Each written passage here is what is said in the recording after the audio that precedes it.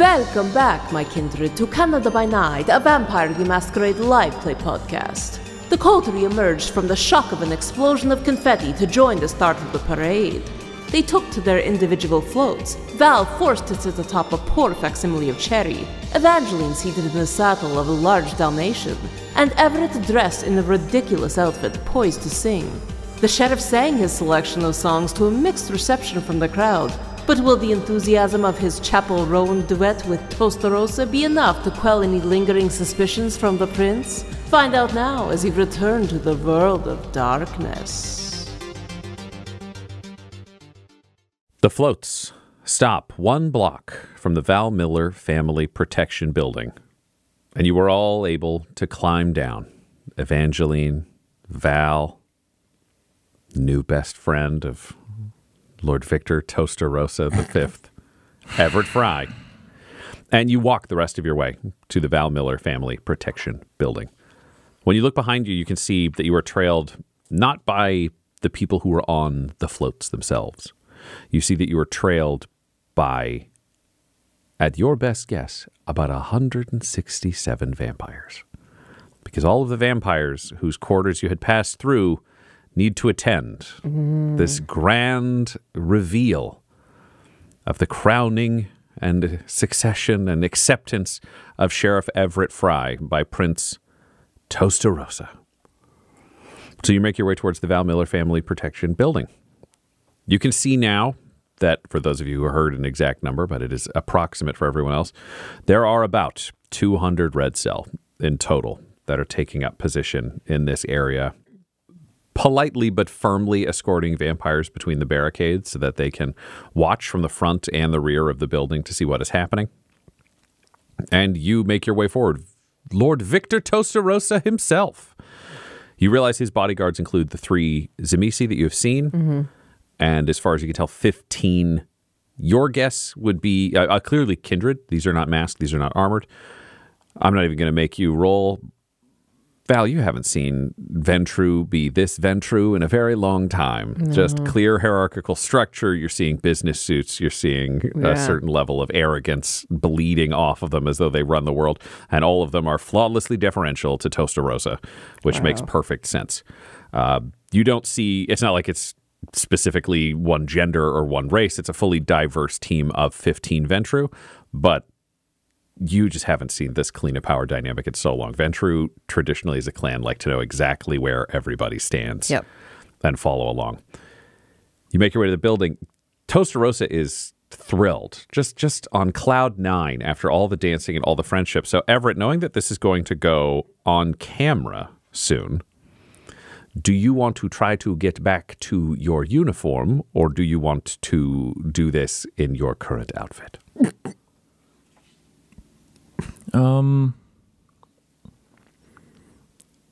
I think he's got to lose these shoes,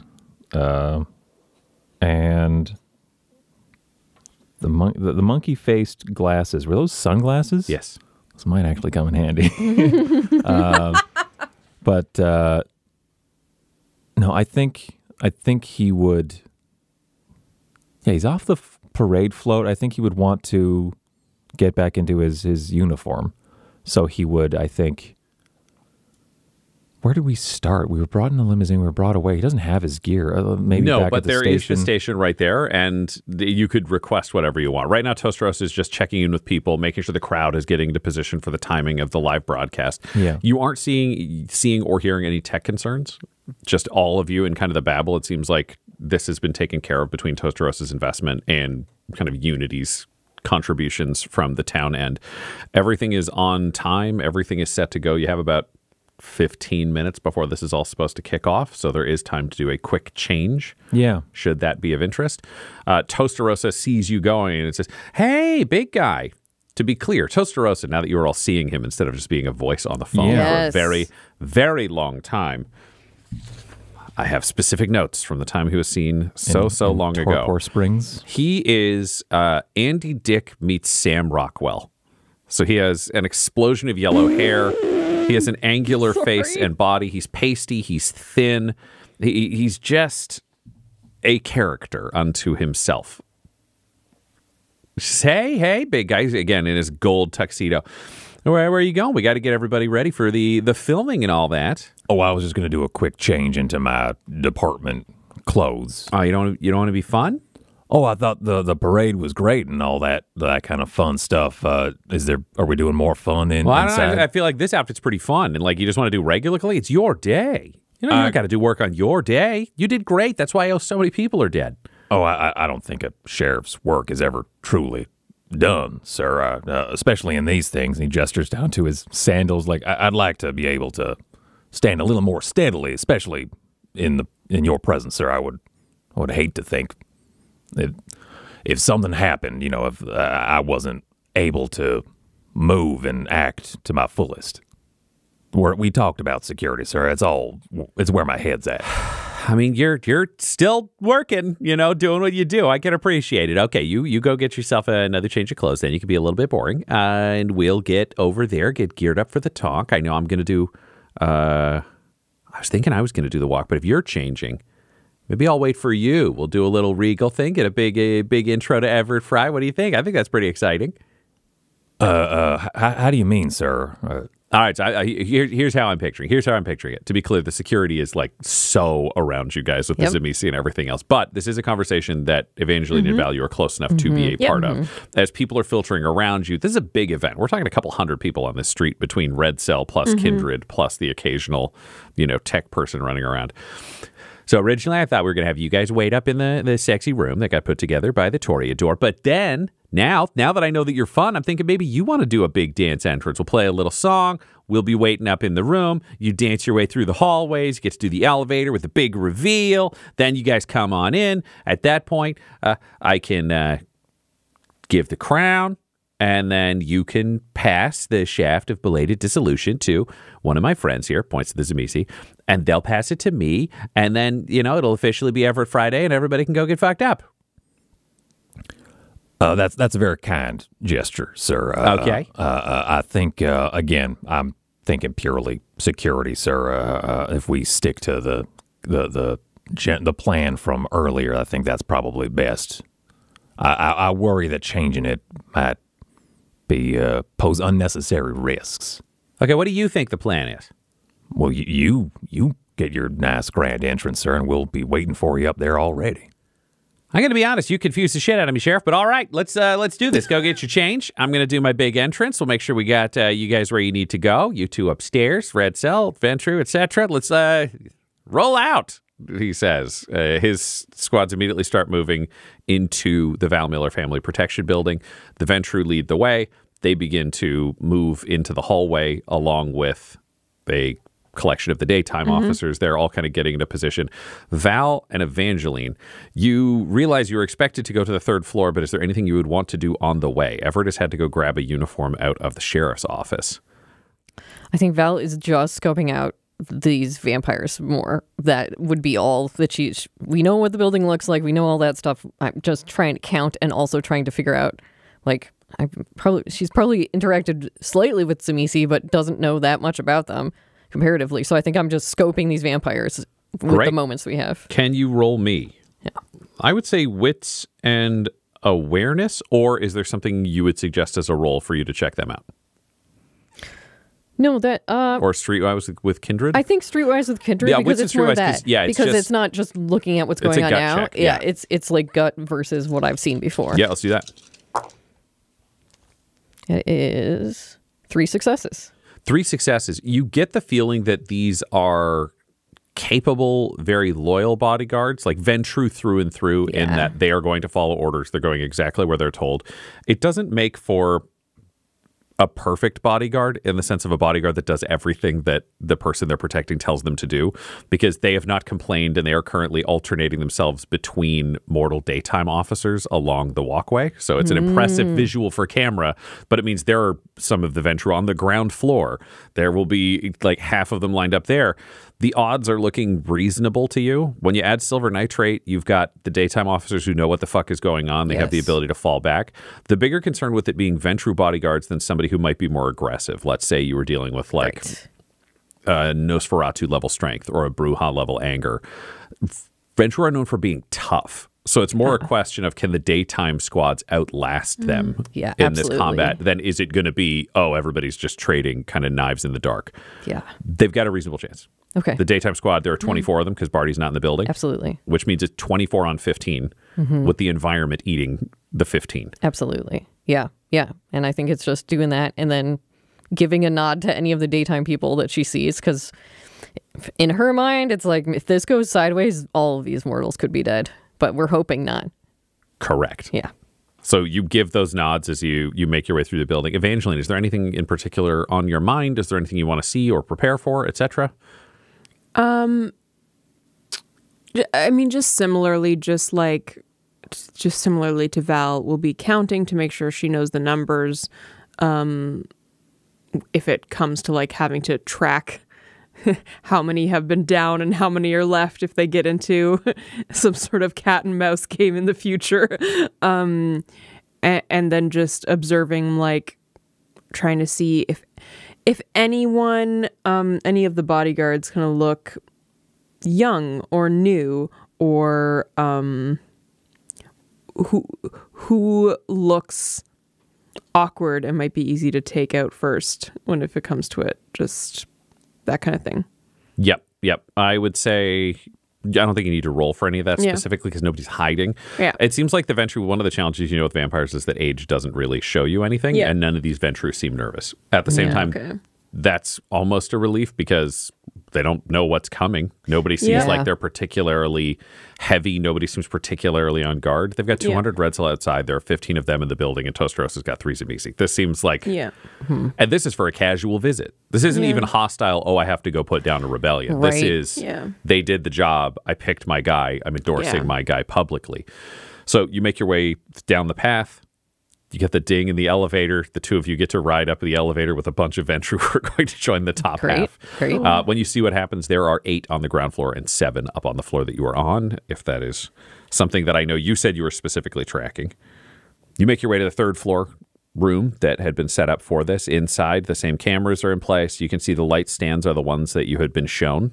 Not that you have to say anything to do this, but you can see they are still in place. The backup cameras have been set off to the side. The cameras are set up. There are 2 Toreador currently in the room ready to operate the cameras. But before either of you can say anything, 2 7-foot-tall, ultra-gaunt, Hellraiser-esque Zamisi sweep into the room and usher the Toreador camera people out with a single gesture.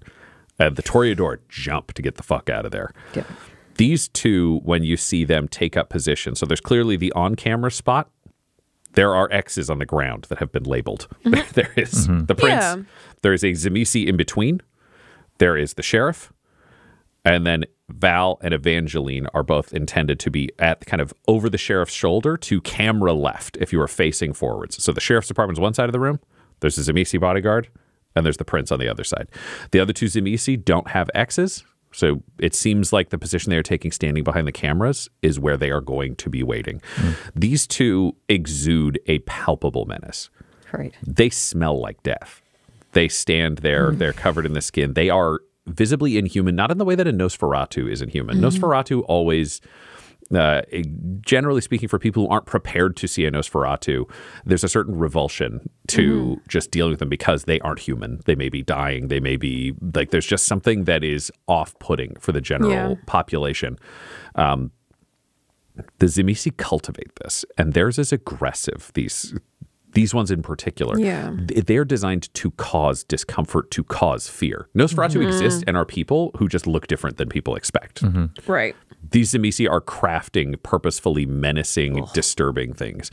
And the reputation that you would know, Val, they're not generally like Camarilla affiliated, sure. Some are in the Camarilla, sure, as is true of kind of any vampire organization. These are not the ones you have in a nice town.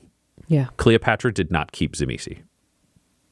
Between the flesh crafting, they're experts in torture, in changing things, all of this. They are the monsters that go bump in the night. The idea of the boogeyman was probably a Zamisi at some point, with it carrying forward. So they are tall, gaunt.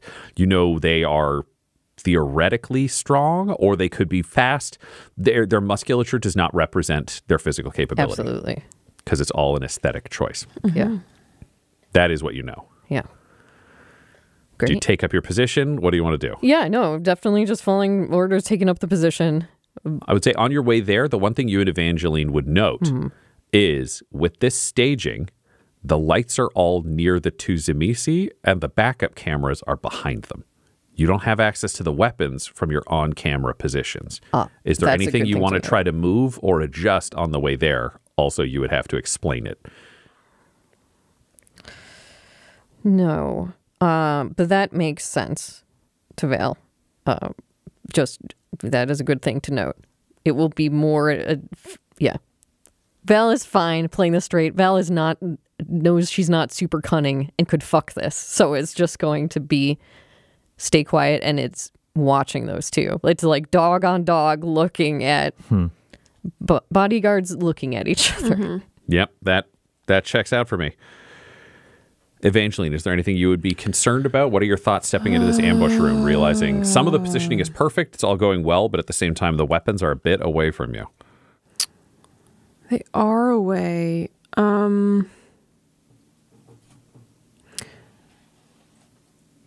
Pelican cases are very sturdy, correct? Like you could stand on them? Oh, 100%. The shortest person in the room, with you having compared everybody's heights once you get on camera, is Toasta Rosa. The sheriff is taller than Toasta Rosa. Damn it. Well, there's a devil's bargain in that.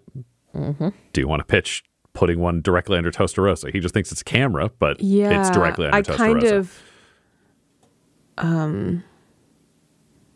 Because Val and Evangeline are set up kind of behind Everett, right? Correct. So if you're facing, if someone was looking from the camera, Yeah. Tzimisce would be center, Yeah. the princess to the right, Yeah. Everett's to the left, and to the left of Everett, kind of the far left from the camera side, are both of you almost against the tapestries at the back. Yeah. Where you see, there's always that kind of at a police conference, there's always the mayor and the Yes. police chief, Yeah. and there's randomly 3 officers. Yeah. Evangeline will speak up. Said, just before we get started, I just realized we considered the people who are going to be here, but not the levels that would look good on camera. Just wondering to make sure that everyone is seen and their status is very clear. Would it be possible to put the prince up elevate him on this case here, and then Val and I together on the case behind Everett? The cases aren't big enough for 2 of you to It's stand not big on. enough for 2 of us. Yeah. Then for me as the shorter one, How much shorter are you than Val? I'm like 5'2". Val's 5'8". Okay, not that much shorter. Roll me a manipulation and subterfuge. Because you lying and you trying to play these Tzimisce. I'm playing dumb too. Correct. So well, I will. dumb-ish. You're playing camera smart. Explain how it's dumb. Sell me one more No. sentence on it being dumb, and I'll give it to you. But the pitch as so far is not stupid. You're right. No, I can't sell it. 2 successes. How many successes? 2. No changes. And she just puts up her hands in supplication, just saying, it was just an idea. That's fine. They stiffly gesture with one Okay, hand. A okay. flick of stiff, long, almost clawed fingers towards the corner where you stand. Okay. And you wait. Sheriff, you make your way to the station. Yeah, I go in. I just go down to the lockers to grab a change. So just like deputies, like sheriff's department clothes. I don't have my coat or my hat or anything like that. I do want to grab a quick drink if absolutely. I can. Done and done. Thank you very much. And then it's back out. Yeah. Dash back across the street. Yeah. You have to make your way through a packed crowd of kindred. You're seeing all of the clans from town. The clan leaders themselves are not packed in with all the rest. As you make your way to the front of the crowd and move forwards, you see that they are visible against the barricades at the front of the building, presented in an important fashion, Right. able to look up. You can see Toasta Rosa and his remaining Tzimisce bodyguard standing by the door as you make your way towards it. He says, hey, all right, yeah, that's fine. Are you wearing the monkey sunglasses or did you ditch those as well? He probably ditched him. Fair enough. You're making your way across. He goes, okay, yeah, I guess that looks like work. So, you head up there. Just let one of my other two, these guys, points to this music over. Let one of them know that you're good. They'll let me know. We'll go live. Make this happen. All right, great. Thank you very much, sir. Oh, no problem. All right, you should probably turn into the Zulo. Can you roll me a wits and awareness as you head inside?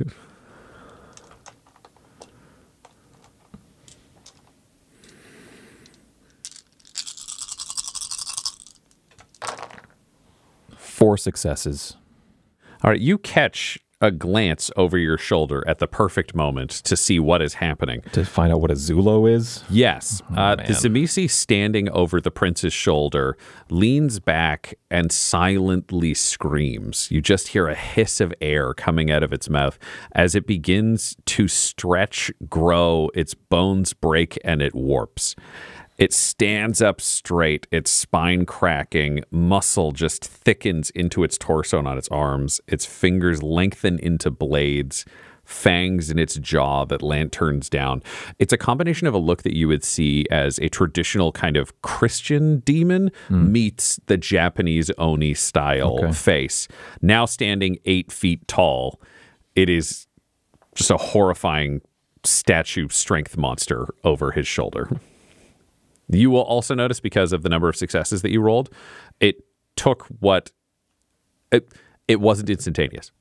In combat, they would have to decide to take this form and take it, buying you some time while it happens. Not a lot, but it's not flip a switch spooky. It's not rouse speed.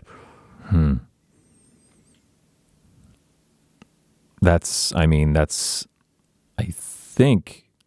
pretty sure that's something Everett has never seen before. Correct.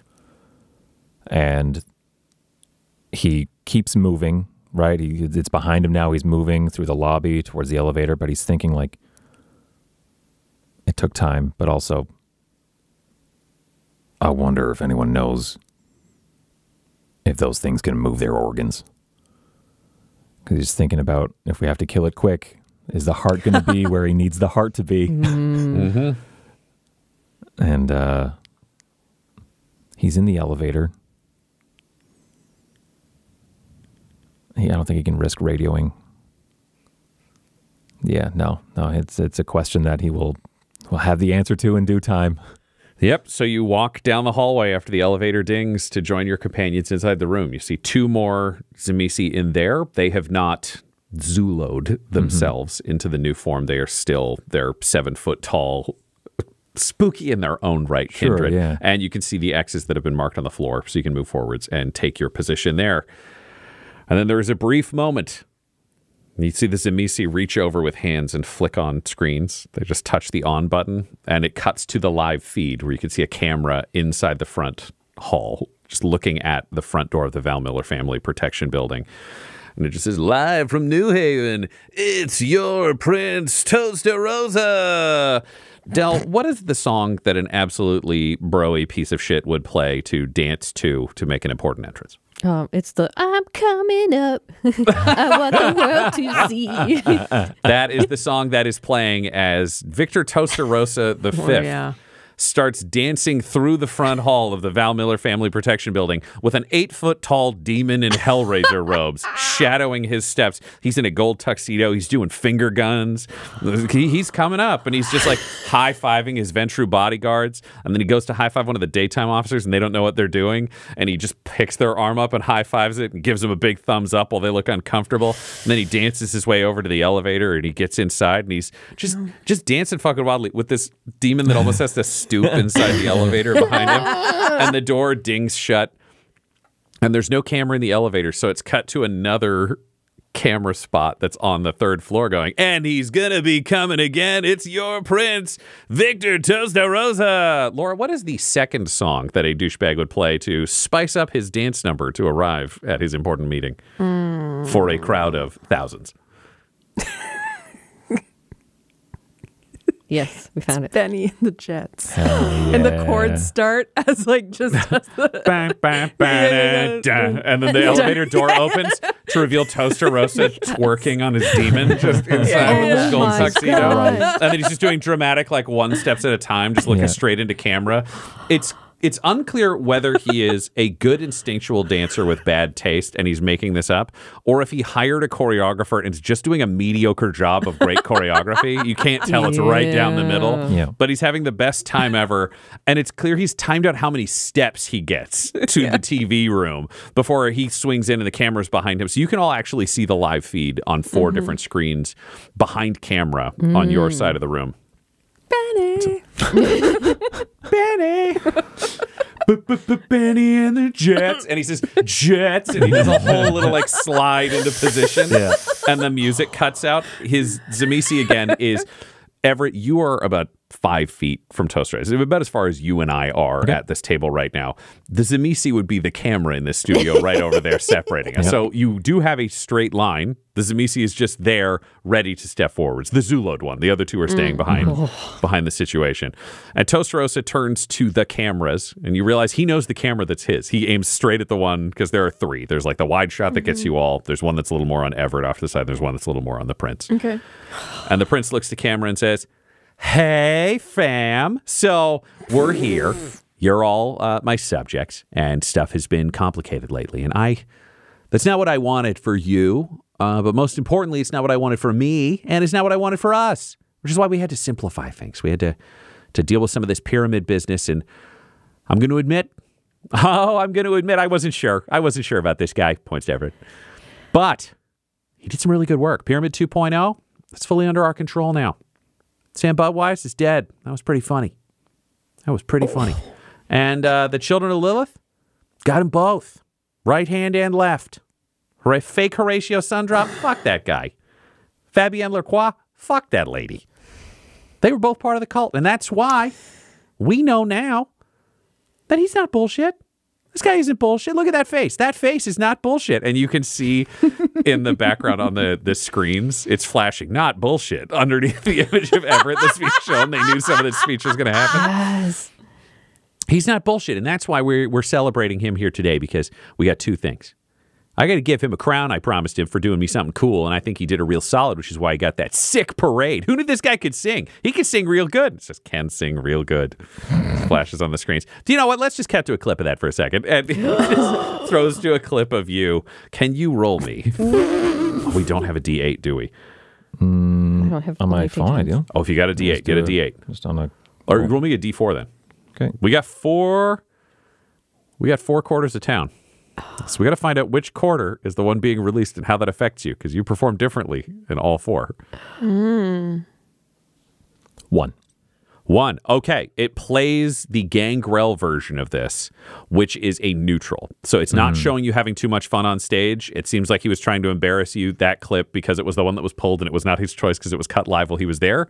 That will do you no social damage. Okay. Ooh. There was a chance it was going to Nice. play the Malkavian and then you would have seemed like a psychopath, but you're fine. Yeah.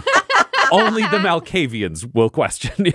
Anybody who is in that neighborhood will have questions. But that's done. It cuts back to him. So first of all, I got to give this handsome devil a crown. Stand right there. Stand right there. Stand there. Stand right there. Right there. And he points to the X. There's a new X in front of the demon. Just right there. Stand right there and face that camera. Oh, God. Yep. Everett will move into position. All right. Put the crown on him, big guy. Put the crown on him. He gets his own crown. You have this moment, Everett. Do you look back or do you just stay looking forwards? He would stay looking forwards.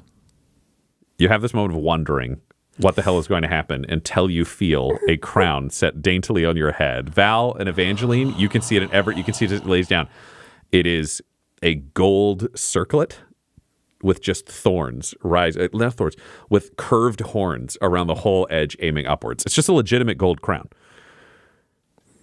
And it's that thing of like looking up, kind of like trying to look above your brow. It's like not really possible. He'll like reach up to touch it and kind of get a sense of the shape. Yeah, it's pretty nice. Yeah.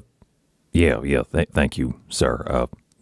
May I remove it just to see it? May I look? Oh, at you it? can look at the screens right there. Okay. See the screens right there. Look at those. And looks down at it, and he's looking at the crown, but he's also trying to get a sense of like the space around and behind him on this monitor. I'm assuming that Zamichi has resumed its... The demon stood where it was, and you ended up stepping forwards and facing out directly in front of the demon. So you're about 2.5 feet from Toasta Rosa. Yeah. The demon is directly behind you. You can feel the breath gently on the back of your head from how tall it is. Yeah. And remembering that Toasta Rosa said, like, you can hand the box to one of my bodyguards and they'll hand it to me. Everett's going to roll the dice and hope that this is the one that gets its hands full with this box, and then he'll make the call. But for now, he just says, it's beautiful, sir. Thank you very much. Well, thank you. You're beautiful. I'm beautiful. We're all beautiful. And he shakes your hand, but in that weird turned out way people do for photographs to camera. He says, okay, back up. So I also know, and you should all know, he points out at the town, so nobody fucks with me or him, or especially me. I get a gift too. I'm the prince. I get a gift too. What is it? Explain. I'm not good with the magic. We had one of our magic users research and craft a weapon for you, sir. It is called the Shaft of Belated Dissolution. I believe we have it here in this display case, if I may. Yeah, so I'm going to get that in a second, but all of you got to know, not only do I have that, and that can kill any vampire that I need to kill. Any. No matter how old, no matter how strong. It'll kill you dead. So dead. It's real good. Also, to make it, cost our dear sheriff his favorite witch. She turned into a white. He had to kill her because she made something so great for me, because that's what he's willing to do for me. And I think the question you should be asking yourself, all of you out there, what are you willing to do for your prince? Are you willing to sacrifice your most powerful friend to make an incredible gift for him so you get a crown in a parade? Or do we kill you with the same gift from the people who make those sacrifices, and then they get the crown in the parade? It's Everett Friday. I love Everett Friday. Yes, let's do this. If you want to hand that to the bodyguard, then big old Zulo here will pass it to me. Very good, sir. Yes, and I'll turn to pick up the case, and Everett will walk back to like his ex and hold it out for the Zulo to take. The Zulo will just reach out and take the box from you. And he's watching the movement, and he's just ramps up into just a little bit of more of a backstory about the shaft and saying, great. So the movement, just so I can play this for you so you can figure out how much you've got. Yeah. Because Zulo will take it, and then it's almost moving in a V, moving it to the center of its chest, and then gesturing it out to the prince along the V. Yeah, and he's just watching it follow that trajectory and says, it was an incredible thing to watch her do. The ritual, it was so... this is me trying to remember a specific word. It was an incredible thing to watch her do. The ritual required such precision. It had to be completed at the stroke of midnight. And it's just as the box is like the box connects the prince and the Zulo. The prince reaches out to just raise the lid. So they're both touching it. When midnight is said, and many things happen at once. One, an alarm starts ringing, and you hear the shutters slamming down on the windows inside the studio. There is a spraying of liquid that starts in the hallway outside as you hear the sprinkler systems come on. And I'm going to need everyone to start rolling the vampire version of initiative, because we are in vampire initiative. Yeah. Am I allowed to rouse abilities prior to... Sorry, what I would say is I will allow this for any of you. If there's an ability you want to have roused, it can't be anything that shows visually. Because if you show visually, then we have to see if somebody can spot it. But if you were trying to subtly rouse something, like Evangeline couldn't pop claws, for example. No, right. But if you were trying to subtly rouse strength or fortitude or any of those things, I think you all know once that box is being handed over, that's the time to do it. So rouse anything for now. This will be our free... This is a free pre-action round. I am rousing toughness. I pass. And I am rousing fleetness. No, because it's only outside of combat. It doesn't matter. Toughness only. I'm just rousing. You can wait to do that on a specific call. Yeah. Listen, Evangeline's Evangeline. Val's a combat monster and Everett's a trained fighter. Yeah. Evangeline's a weather lady who's here to save her husband and maybe get out of town. She's still ready. I rose prowess, and I got hungrier. So now I'm at 2 hunger. Okay. That all happens. I will... Except because you have all been prepared, what do you think your initiative rolls would be for this?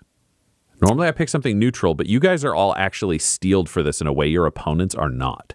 So if you can justify it, I will give you the roll you want for initiative.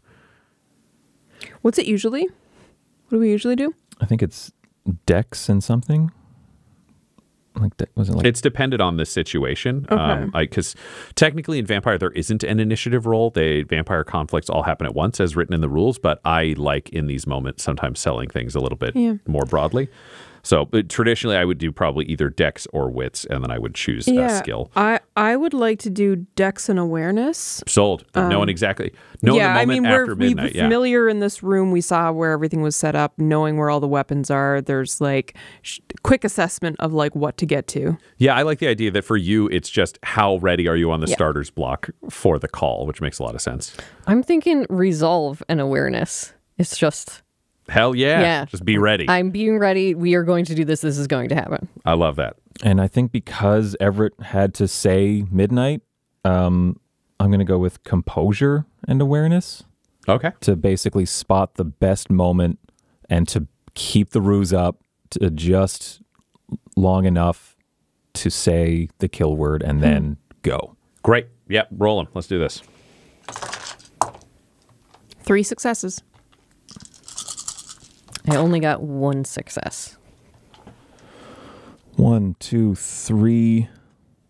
3 successes. I'm going to make a note for the Zulu and the Prince.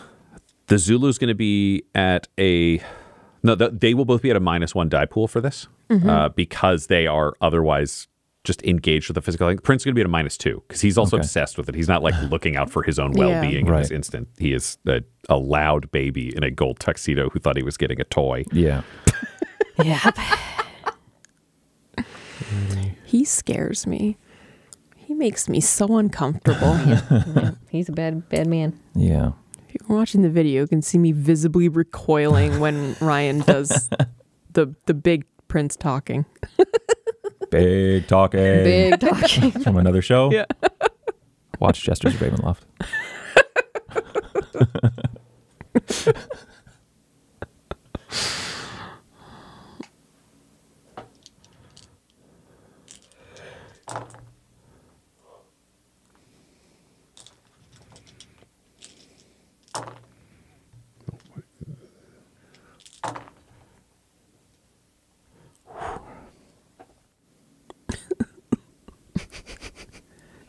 When is right. Yep. He's not an elder as far as we're aware. How did we end up here? Many How did steps. we get here? So many steps led us here. A comedy of errors led us to this. Oh, I don't like it. Okay. I have finished rolling for the other parties engaged in this. The first person to react, you are all ready to sprint, but not quite as ready as the Zemisi who is closest to the front door. As this all happens, and I want to be clear, this combat is all taking place almost simultaneously. Yeah. I did not say this canonically on air. We all know that it happened logically. You don't have guns or stakes. Yep. Valor, Evangeline. Yeah. Everett, obviously, like he did. I don't even think you tried to put equipment back on. You're just like, I'll show up. You would have been stripped of it anyways. But you all start blurring into action, and this is the trackable version. That Zemisi kicks the door shut to keep the spraying liquid out of the room, and then dashes across and tackles the Prince out of the way. So the Prince is in the corner with a Zemisi standing over him, turning to face the rest of you. But that is what the Zemisi manages to do, is guarantee that he's a physical protection to the Prince. The next to move is Evangeline. Evangeline will dive for the pelican case. Okay. And get her gun and whip it around to point at, because we've got Prince and the Prince, Zamisi are now like tackled. Prince and Zamisi are over in kind of the far corner of the room. Zulo's kind of Zulo's in the near center of the room in the kind of on-camera area. And the other Zamisi other Zamisi is realistically at this point between you and the pelican cases. I'm just thinking of the layout of the room because I was like, which one went for the door? Okay. No, actually, I think what we'll say, because I didn't specify that and your action was true. If we look at the room, it's a box. Yeah. The Zamisi that was between you and the pelican cases kicked the door and crossed kind of diagonally across the room to make the tackle. So there is another standing Zamisi on the Prince side of the camera side of the room. Okay. But you have an open gap to get to the pelican cases. Okay. Then I will do that going for the pelican case in a manner that I can like open it. Can you roll me a dexterity and a brawl? Because I think that's the way to like open the case, smash the camera, and get a gun in hand. I want to know how fast you are versus someone else's attempt to stop you from doing that. 4 successes. You successfully do that. Yeah. Great Hell job. yeah, Awesome. Evangeline. So it's just open pelican case, punch in, gun out. Yes. But you have that. You will turn. We'll see what happens with other people, and we'll let you fire after that, because I think that's the amount of time it might take for somebody to try to do something more physical. Everett, you are next. You have called midnight. The prince has been tackled into the corner. Evangeline is hauling a weapon out of a camera case. This huge thing is right beside me. I will note you did heal your point of aggravated damage from the night before. Thank you. So because I didn't now have 4 health boxes. Overexert myself. Correct. You have a whole 4 boxes. I do, for more, baby. So Nothing can much go room wrong to here. play, yeah. If I'm in the middle of the room, the pipes for the silver nitrate are above me. There's one nozzle, pipe. like faucet in this room. It is dead center of the room. So it is kind of, there's the on-camera area and the off-camera area. It's just overhead of the central camera. Right.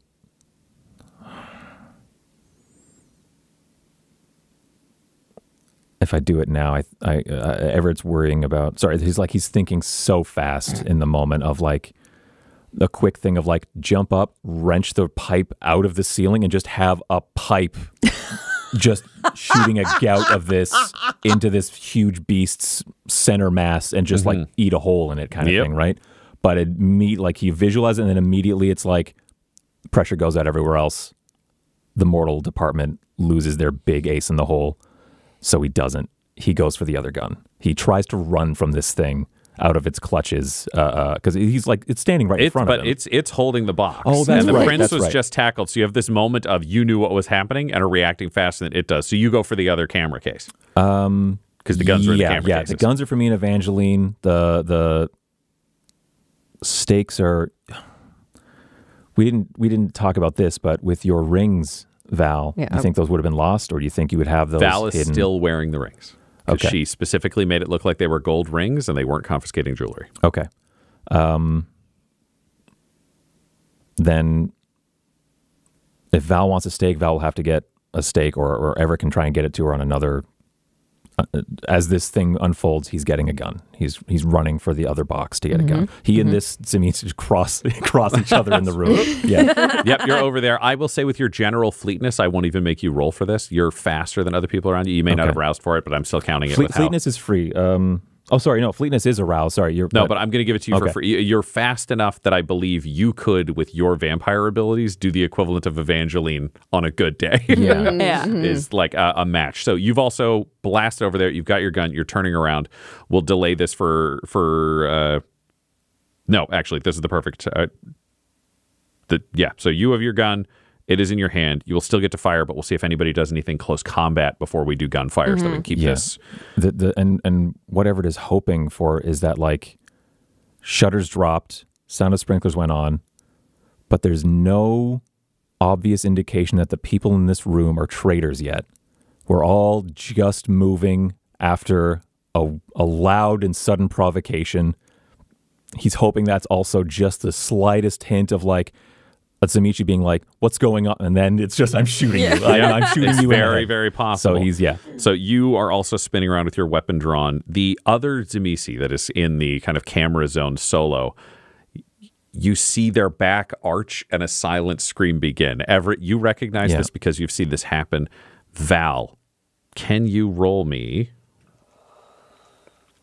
wits and streetwise with your kindred bonus? Sure.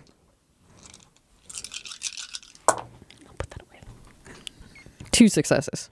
2 successes. You haven't heard anything super specific about the Tzimisce, but this is bad. Yeah. It's slow bad, but it's bad. Okay. I don't think if you had a 3rd success, I'd be like, oh, you could probably math out that this is how the demon is born, but I don't think This is at bad. this speed you know yet, It's real other bad. than like, that's going to be bad. Okay. Unfortunately, it is the prince. Oh, well, I mean, no. So the Tzimisce does that. His back arches. He's going into that process. The prince is there. He pulls out a gun, but he can't tell who the bad guys are. So he just has a gold, massive Desert Eagle pistol. It's just aimed over his bodyguard in front of him. And then the demon. The demon turns to grab for Everett. He's gone. You're over in the corner. The demon. Oh, I got to roll on this because I don't think he's the smartest now that he's a demon. Move that brain around. Yeah, I got to know like who's the target here. 4. Okay, yeah, he's dumb. So he's going to go at Val. Just the closest, still fully lit figure. Having seen other people dart away, it's like bodyguard on the prince, now engaged with the next target. So he's just going to come in, lashing out at you with the clawed hands, Val. So it's just a giant, muscly demon taking swings at you. Can you roll me? For the dodge, it would be dexterity and brawl. Okay. To throw down. Dexterity. And brawl. And then your prowess enhances what? Strength. Is it attacks or is it just general Strength checks. Yeah, it says feats of strength and unarmed damage. Okay. Yep. So that won't affect this, No. but you will have it after. Yeah, wasn't in my roll. I've got 6 successes. Val got 4. 4. Okay. So you will take, in this case, with the claws, you will take 3 superficial damage Okay.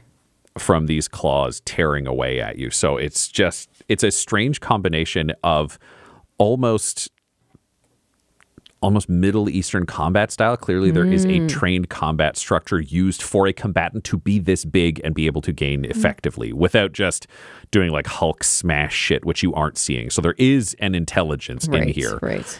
It is engaging with you. You are dealing with strikes, slashes. Its hands almost as knife blades as it is coming in, just attacking downwards at you, having the advantage of reach. But it is not in any way able to finish you off. And Val, Yep. what do you do? Val will take a couple of these hands, they slash through her clothes and her side, and once one hand comes down and slashes across her side, she like grabs that arm and then wheels back with her other hand and punches into its head. Great. I love it. I'm going to imagine you're popping the silver. Yes, that too. That's I true. could have said no, but I feel like you would. yeah. Great. That will be strength and brawl. She had the moment while it was attacking her to switch the things over to silver. Fuck him up, Val. I'm gonna try.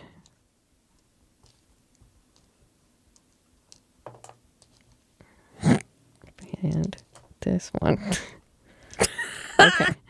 Okay. And do I get grapple on this? I mean, yeah, you pitched a grapple. We'll take it. All right. Let's see what happens over here in this mad place. Oh, yeah. Get him, Val. Please, Val. Please. Okay.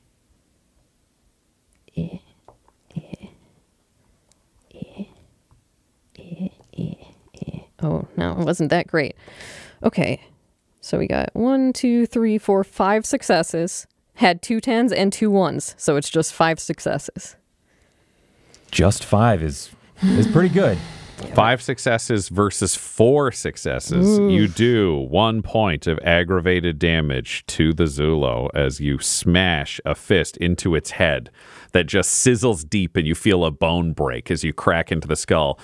Instead of a scream, you just hear out of the you came to the creature. right fucking place, buddy. And that is the point when your 2 remaining compatriots with handguns open fire. Who are you shooting at, friends? I'm shooting this thing transforming, hoping its brain is still in its head. Fabulous. Roll me a dexterity and firearms. Evangeline, who are you shooting? I am shooting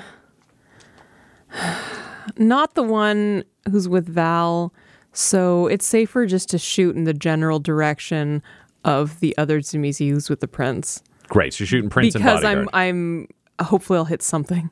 Great. Give me a dexterity and Even if it's not a great shot. dexterity and firearms.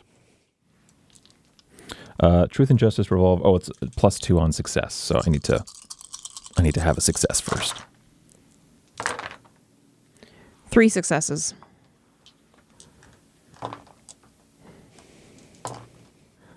Okay.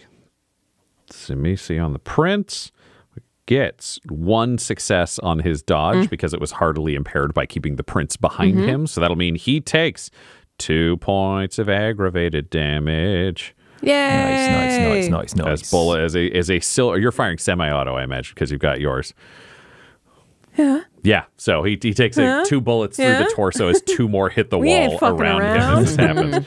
But he takes the hit there. And Everett, you got how many successes? 3 on the dice, plus I think 2 more that this revolver gives me for a total of 5. Shit. 5 damage. God damn. Okay. 1, 2, 3, 4. Then it was on the dice. So it was there. So that is 5 damage. He can't dodge because he is currently just going. So he rolled a minimal number of dice and not enough. So you can see just massive welts in his torso. He is almost out. You are so close. But you can see him stagger, fall to a knee, but the transformation is still occurring. And then the prince opens fire. I gave you a crown, you dick. 32. Great with firearms. I know it's like loud in here, so we can't hear it. I'm just imagining like a very like muffled French accent coming through. From his display. Oh, I Matthew. have under my presence, I have Daunt, which doesn't need to be roused to be activated. It's a quick roll. I'm sure he'll be fine. I add attacking me requires a resolve and composure check, difficulty 2. It is free. And we've settled this before of like in the fight, if they pass it, then it's like I'm not going to keep scaring them. Keep doing it. Yeah. Okay, I'm going to ask you, what do you do particularly to scare this prince? Because the power dynamic, it's not there. Yeah. So is there something that you specifically do flavor-wise that would daunt him? This was something that I had in mind, thinking like Everett wouldn't get cocky or like say anything until the job is done. But if it's part of Daunt and it serves the purpose of like shaking him just enough to buy like precious seconds in a fight or something like that. There was something that he said to Everett a while back, and Everett's just going to reference that. He's standing a side profile to this guy who was actually kind of square, looking directly at the prince across the room because he's got the side profile with one hand up, firing the revolver at this Tzimisce. I go with Tzimisce, but Tzimisce. there are many ways it can be. It's like a Bruja Bruja thing. You just pick one and go with it. A Tzimisce transforming that he's working on, and just after the first shot kind of cracks out, he like looks across the room, so he's just standing square with him with kind of probably a bit of a crazy look in his eye because he's had a real 3 days, and he'll just say, "How do you like the new me now?" That's pretty good. All right. Well, what am I rolling to get this to stop again? It's only difficulty 2. It's resolve and composure. Okay. Shit. Okay, he does pass that. All right, so he's good to He just yells, "I like you, Dad!"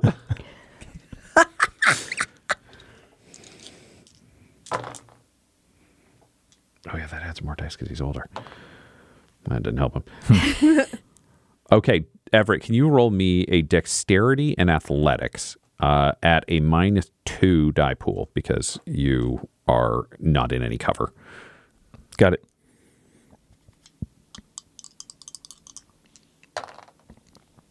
2 successes. Nice. 2 successes. That is a good way to be. Okay, he rolled 3 successes on his roll, so that's 1 for a difference. He's packaged silver bullets, so you'll take 1 point of aggravated damage as his bullet wings you across the shoulder on the exposed side of your body. He did empty almost an entire clip. He tagged you with 1. To be clear, he's not great with this. Right, okay.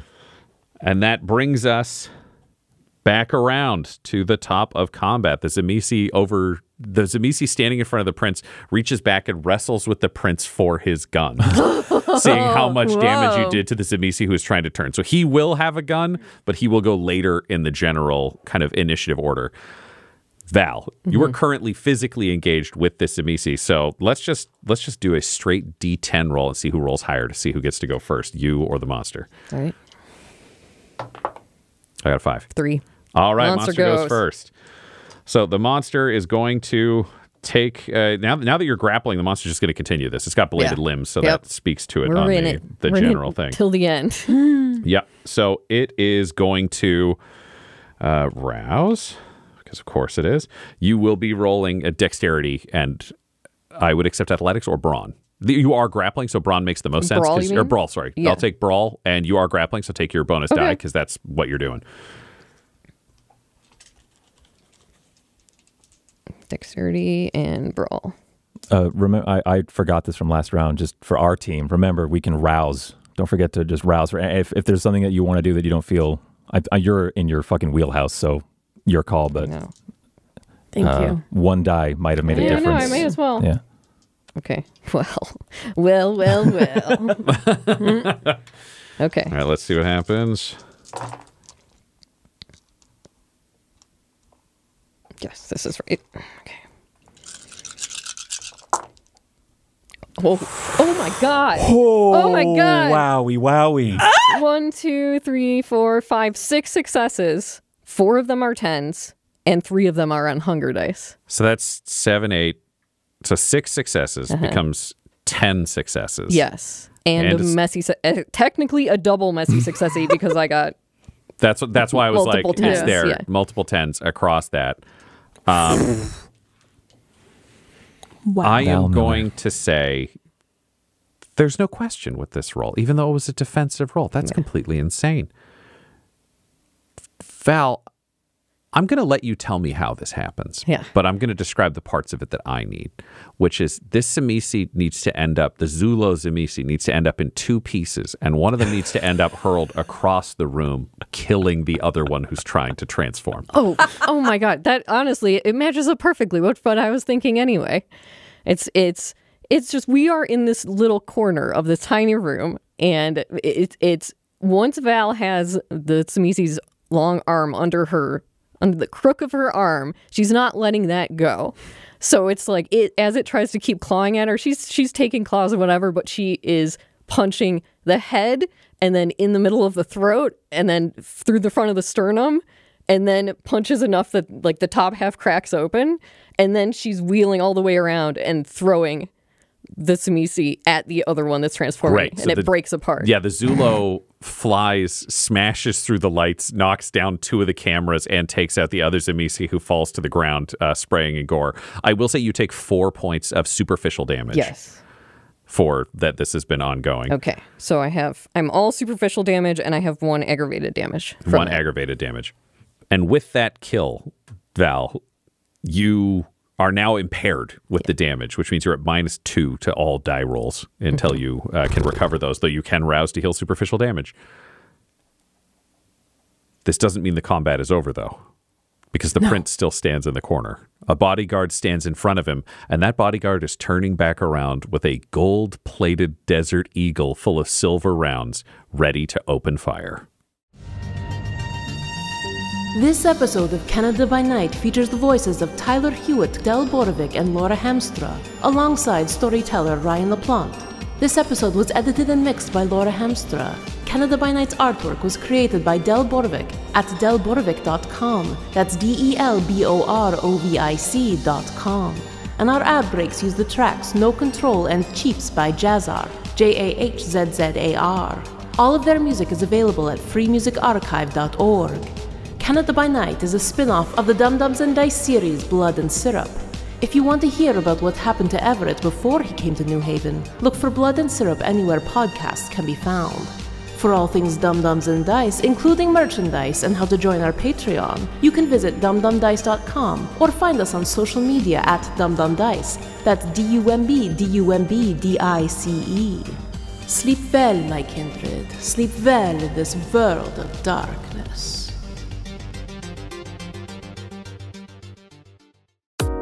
Dum-Dums and Dice has to give a special thank you to the supreme beings of our Patreon at this time: Christopher Little, George Dolby, Gavin and Abby McDonald, Logan, Fire Unfriendly, Grandma Likes D&D, Alan, Stabby Stranger, Glitch Trick, Flynn1138, Alarain Okapi, Schrodinger's Pepper, Madre de Gatos, Lady Maiden, Mithrian, Garbo Ape, Sam Schaefer, Waffle Marine, Dagger Rain, Rob L, Dia de los Hoodless, Squishy Werewolf, Remy Funky Head, Accent Therapeutic Services in Florence, Kentucky, Lael, Shulzari, The Long Family, Jordan Oliver, Richard Wright, Brittany Fenwick, Alex Parr, Dragonfly, The Body Barrelers, Megan Werner, A Man Out of Time, Curtis at FingerTechRobotics.com, Panda24NN, Shendra D, Your Homeboy Bones,